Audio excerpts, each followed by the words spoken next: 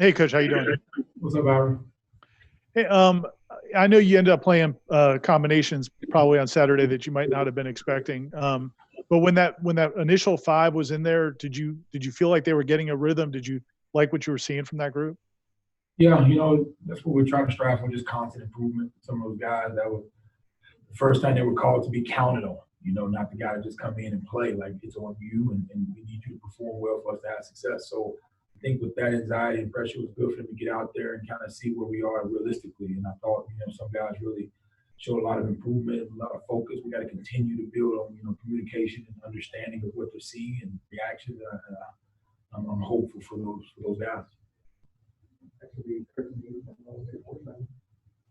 Hey, Alex, specific to those first five, Maurice Smith, how did he do handling center? It seemed like he played well watching it. Just what were your impressions as his coach? Maurice looked like he didn't practice, and that's why I went with he has a lot of desire. He sees the field. He practices hard, so I knew he was going to play hard, and so he looked like he did in practice, and I thought he did a good job of handling it with his first start at center, I believe. So I think he did a good job for introduction. There's a lot to clean up, a lot for him to do, and like I said with the other question, that it's good because now it's on him. He's not just the guy that's getting thrown in there at Arizona State or like from last year, the bowl game. He's the guy we're counting on to be good. So I think if they continue to progress together and build that continuity, I'm excited.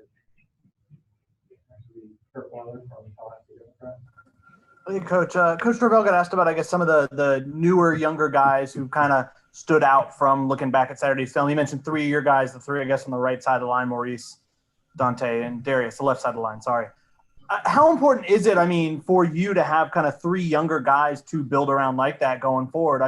You wouldn't know, but it's been a while since that's been the case here. Yeah,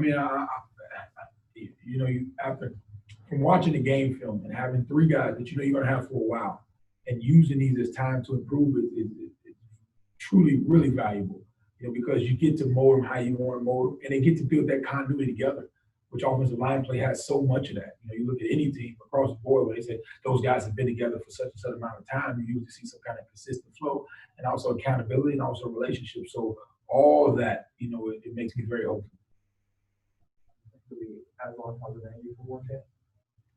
Coach, we hear so much about how teams make their biggest jump from week 1 to week 2.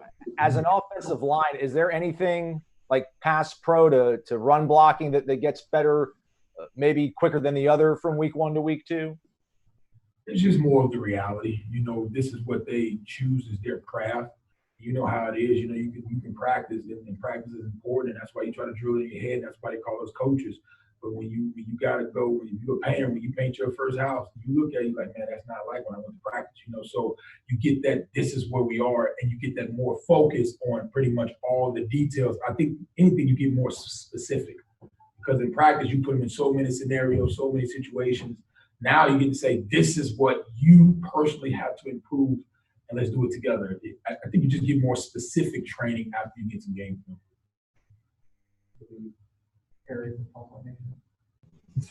Coach, something that came into play was that cross-training and having to play a lot of guys on multiple positions. Yeah. That's like you're smiling already. I guess, do I even have to ask the question? Could you just speak on that a little bit? Yeah, you have to. You got to try to get your best five out there, and then the next guy got to be ready to roll, because you never know in this game, especially being inside where, linemen playing a phone booth, somebody's going to get stepped on, somebody's going to get rolled up. So you got to be ready to step up, and you got to be able to put your best five out there to get you the best opportunity, no matter, regardless of position. Whether you try to make it a situational environment where you get guys reps at all positions and making sure they go, but you got to have a specialty. So it's just we got to continue to build that as we do practice reps, as we do walkthrough reps, as we do film study. You have to be able to know it. I think I saw some NFL games they're carrying 7. So that has to be. I have to do a great job of developing those guys to be able to play multiple positions. I know the players haven't started doing a lot of Miami prep in practice this week. Is more fundamentals focus on that, but I know the coaches have started kind of looking ahead to that. I guess when you look at Miami's defensive line, I would say that presents a bigger problem on paper than what you dealt with last week. I guess what have you seen from them, if anything, and and how excited are you to see your guys get tested probably by a tougher defensive line? Yeah, I believe I'll spend more time really looking at us. I'm studying Miami as far as what they do and personnel and things like that, but more of if we can take care of our business, because our second step, our hand placement, our reactions, no matter who's in front of you, if that's not on point, it really doesn't matter. You know, and I know that's a cliche statement, but that's the truth. If I don't have my second step down, if I don't understand when the linebackers wide, if I don't understand hand placement, it doesn't matter. You can put the chair in front of you, you're going to struggle a little bit. So I do believe Miami's a good football team. You know, they got some guys that can run and move and hit, but we have to correct the mistakes that we're making them regardless of whoever's in front of us. You know, that's the building, that's the improvement, that's what I'm looking for each and every day.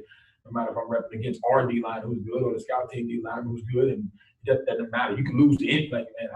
I can put you down there, but if you want to duck his head, you're going to get the sack.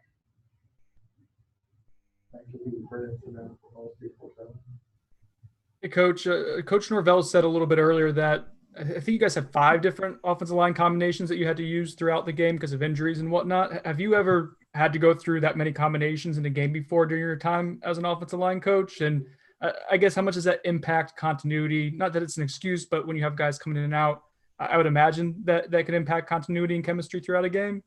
There's another scenario, and multiple times, to answer the first question, multiple times in my career, I've had guys go down and have to reshuffle the line. That wasn't the first. And yeah, you just got to be prepared. You know, that's just a part of the preparation. It's going to happen, you know, so you have to be prepared for those moments, and you got to train guys to do it. And we'll continue to build depth and continue to bring, you know, really good players in and continue to build on that improvement. But it's a challenge, but the mentality has to be when I get an opportunity to get in there and I can showcase what I've been doing in my preparation, that's got to excite those guys when they do get in. And as we continue to build that, you know, improve and hopefully play your best football as time goes. All right, last one, we'll go back to our Warchant. Derek's going to get mad at me. I'm going to ask you 2 questions.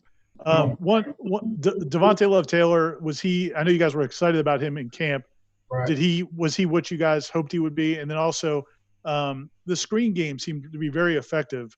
What's the key to that? And were you pleased with the way you guys blocked on the screens? Devontay Taylor, Mr. Consistent. You know, he'll be fine. He brings a lot of experience. He's played a lot of football. Smart, savvy player. One of my smarter players I've coached as far as seeing things and reacting and understanding and communicating.